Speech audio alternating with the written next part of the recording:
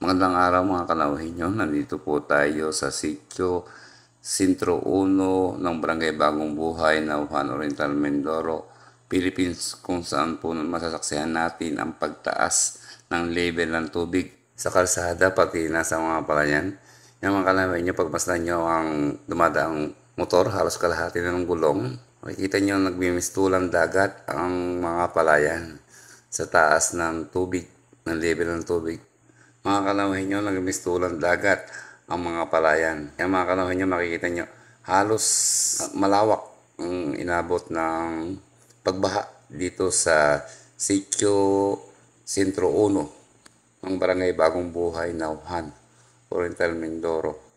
Mga kalawhin nyo, malaking pagsubok na naman ang kaharapin ng ating mga kapatid na mga magsasaka ng Barangay Bagong Buhay, Nauhan, Oriental, Mindoro. Maraming salamat sa inyong panonood mga kalawhin nyo.